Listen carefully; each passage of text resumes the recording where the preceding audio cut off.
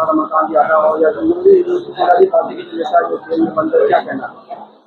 सबसे पहले मैं आप जितने भी प्रेस के साथी हैं, मैं इन सबको धन्यवाद देना चाहूँगा कि थोड़ी सी सूचना पर कम से कम ये मीडिया एक ऐसी चीज है कि जो हमारे समाचार को प्रचारित करती है। एक माध्यम हम लोगों का यही है जो लोकल मीडिया है, और मीडिया के लोग तो बिक चुके हैं मोदी और योगी के हाथ में, भारतीय जनता पार्टी की राज में।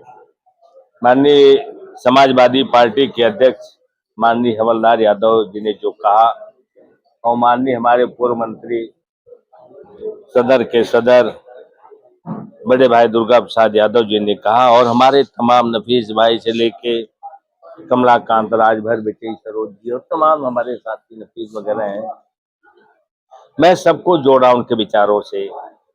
आज जो ये कृत्य हो रहा है ये अच्छा नहीं हो रहा है। एक तरह के निमंत्रण दे रही है भारतीय जनता पार्टी और उनके मुखिया की आने वाले दिनों में कोई भी सरकार किसी की बनेगी, इसी तरह से वो भी शुरू करेंगे। लोकतंत्र का तो समझ लो कि आज लोप हो गया है। रमाकांत यादव के बारे में नहीं, तमाम यादव ऐसे हैं। टारगेट इस सरकार में केवल अगर टारगेट है तो यादव और मुसलमान है। पीडीए को मैं बता सकता हूं आपको, ये दहशत पैदा करके, डर पैदा करके, डरवा करके, उत्पीड़न करके वोट लेना चाहते हैं मेरे साथियों, और कोई बात नहीं है। रमाकांत जनपद का या पूर्वांचल का एक शख्सियत है जो पिछड़ों पर, दलितों पर, जो पीडीए के लोग हैं, सबके दिलों पर राज करने वाला वो शख्स है कि उसका उत्पीड़न करेंगे तो ये देखेंगे कि जब रमाकांत का ऐसा हो सकता है तो हमारा भी होगा। इसीलिए लोग दहशत में हो जाएंगे, वोट नहीं करेंगे। लेकिन किसी ने सही कहा है कि कब तक जालिम जुर्म करोगे सत्ता के गलियारों से, जर्रा जर्रा गूंज रहा है क्रांतिकारी नारों से। आने वाले 27 चुनाव में इनको सबक सिखा देगी योगी बाबा। पूछ लो आप, और अगड़ा, पिछड़ा, शोषित, दलित, माइनॉरिटी जो भी है, एसटी के लोग हैं, इस सरकार से त्रस्त हैं। और ये केवल अब उत्पीड़न करना, मैं तो कह रहा हूं पूरे प्रदेश में, मैं देश की बात बता रहा हूं, जो बड़े बड़े माफिया, रमाकांत की क्या हैसियत है? आपने 50 बीघे 50 एकड़ जमीन कुर्क कर दिया, किस आधार पर किया? बेस क्या है?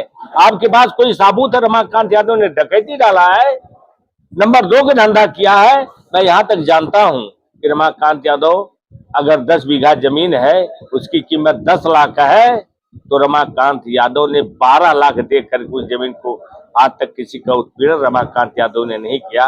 जैसा बीजेपी के लोग आज जो है बने हुए बड़े बड़े लोग जो उत्पीड़न कर रहे हैं, गरीबों के पॉकेट से पैसा निकाल रहे हैं, अधिकारियों के पॉकेट से पैसा निकाल रहे हैं, जबरदस्ती सूट कर रहे हैं। और जोगी बाबा अपने को पहले देख ले, कौन थे ये जोगी बाबा, कहाँ आए हैं? इन्होंने भी उस मंदिर को जो इन्होंने लिया है वो किसका मंदिर है?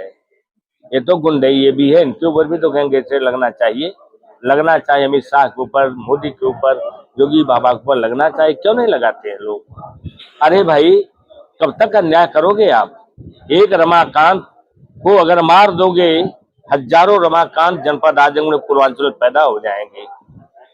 आप लोग जो सोच रहे हो कि हम अड़का करके, तो ये जो पीडीए के लोग हैं, चाहे वो माइनॉरिटी का हो, चाहे यादव हो, चाहे वो मुसलमान हो, चाहे अन्य लोग हों, ये बर्दाश्त करने वाले ने वक्त का केवल इंतजार कर रहे हैं। और मैं इसकी निंदा करता हूं भरपूर।